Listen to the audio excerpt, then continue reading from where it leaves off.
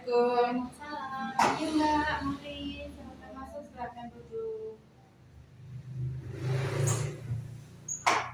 Ya, sebentar saya menutup pintu dulu ya, sama saya cuci tangan dulu. Ya Mbak.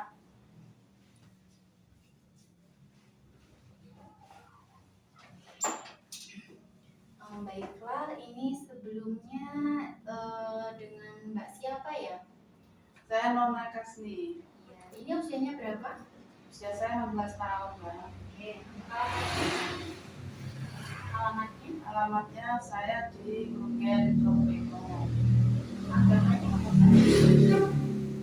Saya kesini mau agamanya Islam. Ini masih sekolah atau sudah bekerja? Masih sekolah Mbak. Sudah menikah atau belum? Belum. Ya, masih sekolah ya. Oke, terus ini apa ada keluhan atau ada masalah apa yang bisa saya bantu? Ya Mbak, saya kesini mau konsul. Tadi kan saya cek ke dokter. Terus katanya saya itu gula darah saya 300. Terus saya itu mau suka saya itu kan teh manis Mbak, tapi terus saya itu untuk memenuhi kebutuhan diri saya itu harus bagaimana, makan apa. Sebenarnya Mbak sudah tahu belum apa itu tentang nutrisi? Belum. Oke, baiklah saya akan menjelaskan tentang pengertian dari nutrisi ya. Nutrisi adalah suatu komponen penting yang menunjang dalam kelangsungan proses tumbuh kembang. Kemudian pentingnya nutrisi untuk remaja yaitu karena pada kelompok remaja ini mengalami pertumbuhan cepat sehingga untuk memasuki usia pubertas ini terjadi suatu kebiasaan ya, biasanya jajan, terus kemudian menstruasi dan perhatian terhadap penampilan fisik atau itu pada remaja putri ya biasanya. Tuh, terus untuk gizi yang seimbang untuk remaja itu yang pertama biasakan makan paling tidak itu sehari 3 kali ya bersama keluarga. Karena untuk apa? Yaitu untuk memenuhi kebutuhan gizi selama sehari. Jadi dianjurkan agar anak makan secara teratur paling 3 kali dalam sehari. Dimulai dengan sarapan, kemudian makan siang, dan makan malam atau makan sore. Ini untuk menghindari atau mengurangi anak-anak mengkonsumsi makanan yang berlebihan, kemudian tidak bergizi. Ya, ini dianjurkan agar selalu makan bersama keluarga. Sarapan setiap hari itu penting bersama keluarga ya, terutama bagi anak-anak karena mereka sedang dalam proses tumbuh dan berkembang gitu, sehingga mengalami pertumbuhan dan perkembangan otak yang sangat tergantung pada asupan makanan yang secara teratur. Kemudian yang kedua, biasakan mengkonsumsi ikan dan sumber protein lainnya. Ikan merupakan sumber protein hewani, sedangkan tempe dan tahu itu merupakan sumber protein nabati.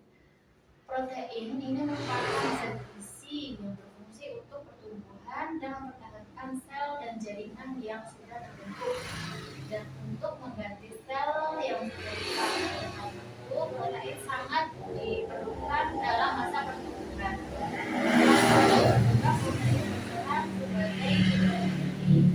Konsumsi protein yang baik adalah yang dapat memenuhi kebutuhan asam amino esensial, yaitu asam amino yang tidak dapat disintesis ya dalam tubuh dan diperoleh dari makanan. Protein hewani memiliki kualitas yang lebih baik dibandingkan dengan protein nabati karena komposisi asam amino lebih komplit dan asam amino esensial juga lebih banyak.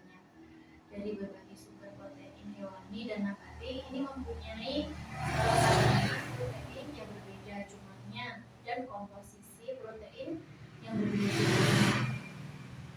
Komposisi asam amino yang berbeda juga ya. Oleh karena itu dianjurkan untuk mengkonsumsi protein hewani sekitar 30% dan nabatinya sekitar 70%. Gitu. Terus kemudian ikan sebagai sumber protein juga merupakan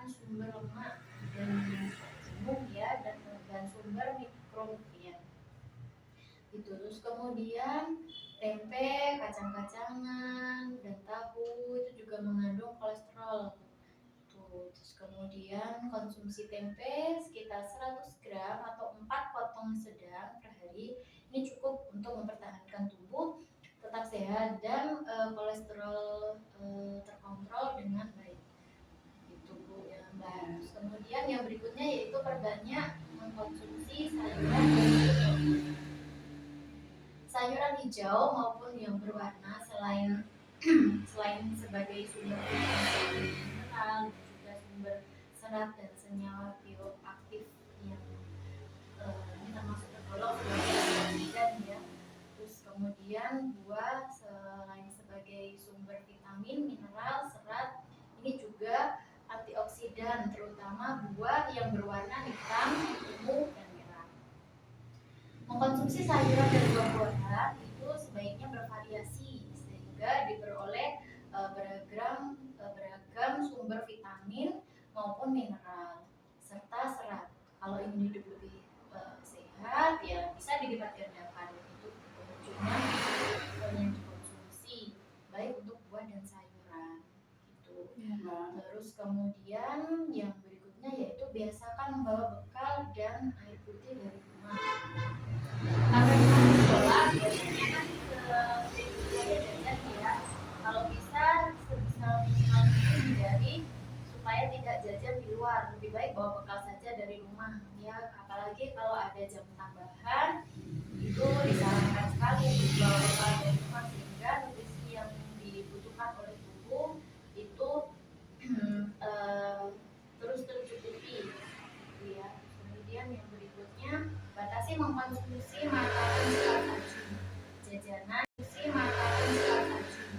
jajanan dan makanan selingan yang manis, kemudian yang asin dan yang berlemak itu kalau bisa dibatasi. Konsumsi makanan yang cepat saji dan jajanan saat ini menjadi kebiasaan yang tren ya, terutama di kota-kota. Oleh karena itu mengkonsumsi makanan yang cepat saji dan makanan jajanan ini harus cepat dibatasi ya. Kurangi makanan manis, asin, kemudian berlemak ya. Soalnya ya itu banyak berhubungan dengan penyakit kronis ya yang tidak menular seperti diabetes mellitus, tekanan darah tinggi, dan penyakit jantung. Itu bagaimana Mbak dari penjelasan saya? Apakah sudah paham atau ada yang belum dimengerti? Sudah Mbak, dari penjelasan Mbak tadi saya sudah paham apa yang harus saya makan. Oh ya, baiklah. Kalau begitu saya akan mendokumentasikan dari hasil penjelasan saya ya. Terus kemudian kalau sudah tidak ada yang ditanyakan lagi, terima kasih atas kunjungannya.